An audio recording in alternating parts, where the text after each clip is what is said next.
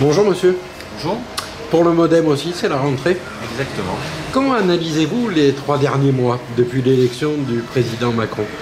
Je crois que c'était 3 mois de travail. Nous, on a maintenant des élus nationaux et on les voit travailler vraiment 24/24. Ce sont des gens très investis.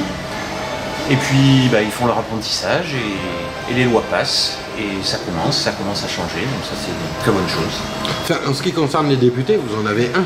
On en a un, Philippe Michel, qui est à notre réunion aujourd'hui, notre convention régionale. Comment interprétez-vous, par exemple, les ordonnances qui ont été publiées hier? Vous pensez que ça va ajouter à de la flexi-sécurité dans le monde du travail? Ce qui est sûr, c'est qu'il faut changer. Ça fait des années qu'on dit qu'on va changer. Gouvernement de droite, gouvernement de gauche. Finalement, on a toujours un chômage de masse. Alors on va essayer autre chose, tout simplement. Les ordonnances, c'est un souci d'efficacité. Il y a eu des échanges, il y a eu des dialogues, mais à un moment donné, il faut passer à l'acte et il faut changer la loi pour être plus efficace et qu'il y ait moins de chômeurs, tout simplement. La vraie sécurité, vous savez, c'est simple, moi je le dis souvent, la vraie sécurité, c'est d'avoir un emploi. Oui, mais on fonctionne souvent par comparaison avec l'Allemagne. En ce qui concerne le travail, il y a un Job Act qui a été passé il y a 3 ans en Italie, qui prend en gros les mêmes bases que ce que proposent les ordonnances, puisque ça répond à une directive, à une demande européenne. Et en Italie, le bilan est catastrophique. La preuve, celui qui en est à l'initiative a été chassé du pouvoir. Exactement, je crois que c'est... Enfin, comparaison n'est pas raison.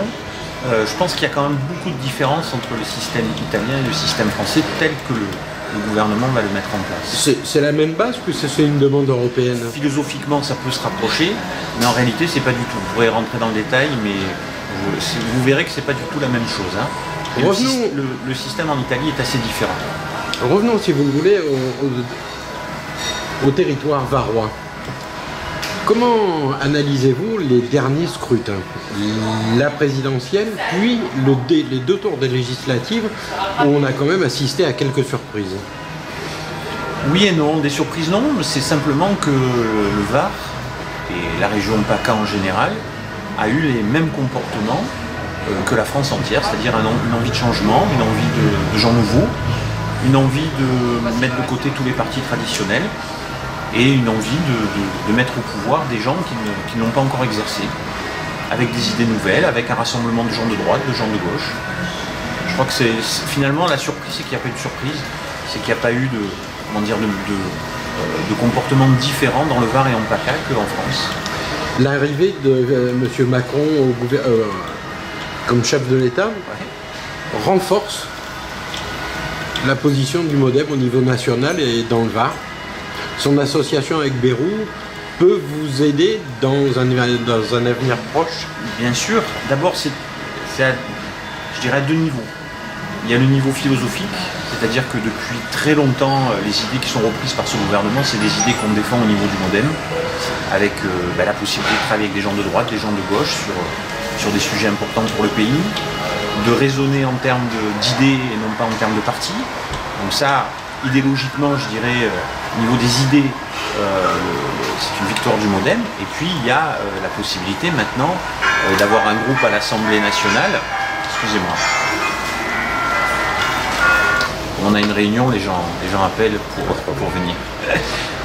Et le deuxième niveau de renforcement du MODEM, c'est bien sûr ces élus avec un groupe parlementaire. Nous recevons d'ailleurs le président aujourd'hui à Toulon, le président du groupe parlementaire, Marc Fesneau, qui était longtemps le secrétaire national du MODEM. Et c'est très bien d'avoir des élus. On a déjà eu des élus au niveau régional, on a eu des élus au niveau départemental. On a maintenant un groupe parlementaire. Et je pense que les sénatoriales vont nous donner plus de sénateurs qu'avant. Vous aviez surtout... C'est un parti qui s'installe idéologiquement et politiquement. Vous aviez surtout des membres du gouvernement, ils sont tous les 3 partis, un peu sous les colibets.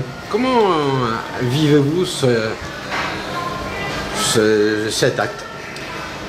Colibé, je ne sais pas, en tout cas c'est un acte fort, c'est-à-dire qu'ils sont partis de leur propre chef, en étant en accord avec leurs idées. C'est assez rare pour être souligné, c'est-à-dire qu'ils ont préféré partir avant les enquêtes, avant d'éventuelles enquêtes ou mises en examen, en disant on ne va pas gêner l'action du gouvernement. quand on a vu tous ceux qui s'accrochaient pendant des années, ben, moi je vous dis, ça fait plaisir à voir. Bien, mais écoutez, sur cette bonne note, je vais vous souhaiter bon courage. Merci.